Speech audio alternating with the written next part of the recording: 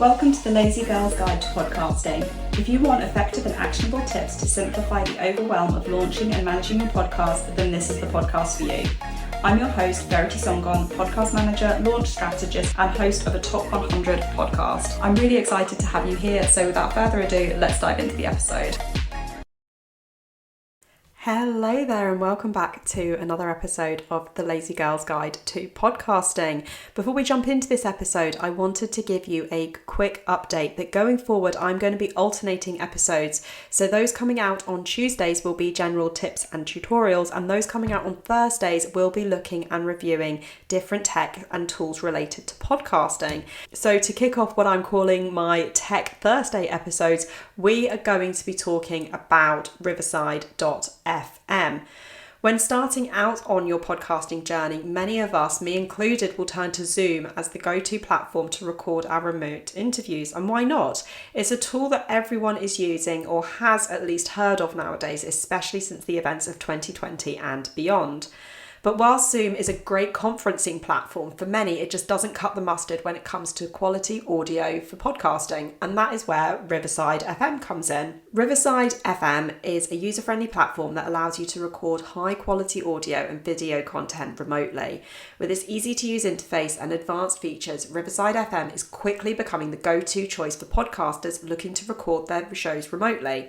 So in this episode, we are going to be talking about Riverside FM, take a deep dive into the platform's features, how to set it up for your recording, and how to get the most out of your audio and video content using the platform.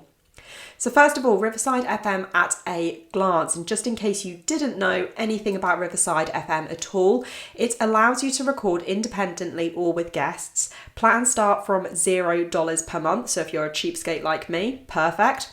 It offers transcription of episodes automatically, and that is included in all plans, even the free one. You can create clips for social media with ease. You can edit within Riverside using Waveform or the transcription. You can export to Descript, Adobe Premiere Pro for editing outside of Riverside if you prefer. You can download files to edit in any editing software that you use, for example, GarageBand. The paid plan offers the option for your audience to watch live whilst you record. And you can record up to 8 speakers via remote recording and get a separate audio file per speaker. And finally, they also have a screen sharing function, so very similar to Zoom in that respect. Riverside FM is a cloud-based platform that allows you to record that really high quality audio and video remotely. It was designed specifically for podcasters and video creators who needed a reliable and easy to use platform to record their shows remotely. The platform offers a huge range of features that make it really easy to record, edit and publish your content. And for me, one of the main advantages of Riverside is its ability to record that really high quality audio and video content. The platform uses a unique recording process that ensures that your audio and video is synced perfectly, even if you're recording with multiple guests. This means you can create professional quality content without the need for expensive equipment or a recording studio. Riverside is easy to navigate, even for beginners, and offers a range of features that make it easy to customize your recording session. Not only can you record in the platform, but you can also edit and create sound bites and clips to promote your episode on your social media channel. So let's go through some main features of Riverside FM. I've said it about 3-4 times now, but it is the number one feature of Riverside, is that high quality audio and video recording with multiple guests, regardless of where they are globally, and you can really create that professional quality content without the need for expensive equipment or recording studio. User-friendly interface, again, this is a big one for me. The platform I find is very, very easy to navigate, even for beginners, and even if you are not quote unquote very tech savvy. And it offers you a range of features that make it easy to customize your recording section. The other thing which I love is multi-track recording, and you'll have heard me talk about this previously with Zencastr as well. Riverside FM allows you to record each participant's audio and video separately, making it easy to edit and adjust each track individually. As I said, I've talked about this when reviewing Zencastr in the past, but having a track per speaker means that any unwanted sound that appears on your audio and on an individual's audio only needs to be edited from their track, and it won't affect anyone else's recordings. This is so super important. Say if you're recording with somebody and your dog barks in your audio, it will not appear on the other person's audio, which then means that you only need to edit out the dog bark from your track. So super simple, unlike Zoom, where you then have one track, just one audio track, and trying to get rid of certain sounds from multiple speakers, it can be quite tricky. This means that you can create a professional quality podcast even if your guests are recording from different locations. Screen sharing. If you're recording a podcast that involves screen sharing, Riverside FM lets you do that. The platform allows you to share your screen with your guests, making it really easy to discuss and analyze content in real time. This is great if you're doing a podcast where you are talking about a piece of art, a book, you want to refer to a certain clip in a movie, whatever. So let's talk a little bit about pricing, because whenever it comes to using new tech and tools, one thing that we always want to know is, what is the price? Well, as I said, Riverside FM actually starts from $0. They've got a standard plan at $15 per month, billed at $180 annually, or they've got the pro plan, which is $24 per month, or billed at $288 annually. And what really comes down to with deciding on which plan you want to use is your video quality, how high a video quality you want to be able to export, whether or not you want to have watermarks on your exported files, and also how many hours worth of separate audio and video tracks you want to be recording within Riverside. The other thing that I absolutely love about Riverside, which Zencastr, unfortunately, we all know how much I love Zencastr, but Zencastr unfortunately just do not have this feature as yet. I'd love to think that they will include it later, is the convenience of a mobile app.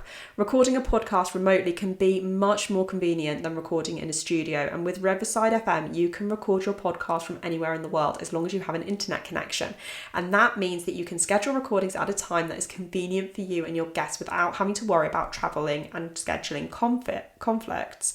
And the best thing about this is, because Riverside has an app, you can record on your smartphone or your tablet, not just a laptop or desktop. And this, unfortunately, for me who loves Zencastr, is where Zencastr kind of lags behind, because you have to be on a laptop or a desktop in order to use their platform at this particular point in time. So some tips now for setting up your recording session. Before you start recording, do make sure that you're choosing your settings correctly. Just take a couple of minutes to spend your time making sure that you're selecting the video quality, audio quality, and any other settings that will generally affect your overall recording quality.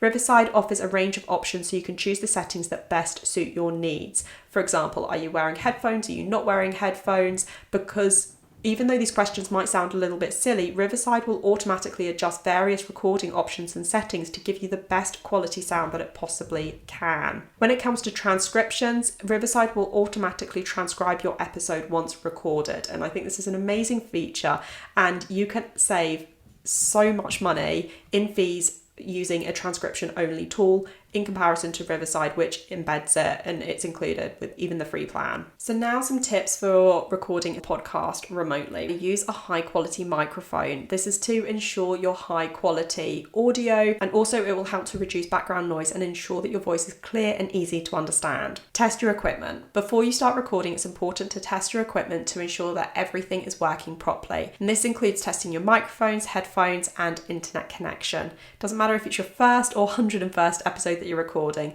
testing tech before you hit record can save a lot of headaches down the line. And this is somebody who has recorded podcast episodes before and then realised that I'd never even pressed the record button. Choose a quiet location. Reduce background noise as much as possible. This could be that you're in a spare room, a walk-in wardrobe, or any other location that's free from distractions and background noise. Yes, Riverside has got echo control features and background noise reduction features that you can toggle on, but at the end of the day, you still need to give Riverside the best recording environment that you can. Communicate clearly with your guests. So when remotely recording, So when recording remotely, it's important to communicate clearly with your guests and make sure that everybody knows when the recording will start, how long it will last, and any other important details. You might also want to include information as to whether or not you want your guests to wear headphones, how to use their mic, the best mic that they can get hold of, making sure there's not distracting noises. Finally, let's look at sharing and publishing your episode. It's remembering that Riverside is a recording and editing platform, so you're still going to need to have your own podcast hosting platform, for example, Captivate, Buzzsprout, Libsyn. And you're going to need to upload your podcast and still promote your podcast after you have created your episode and you have got it published there.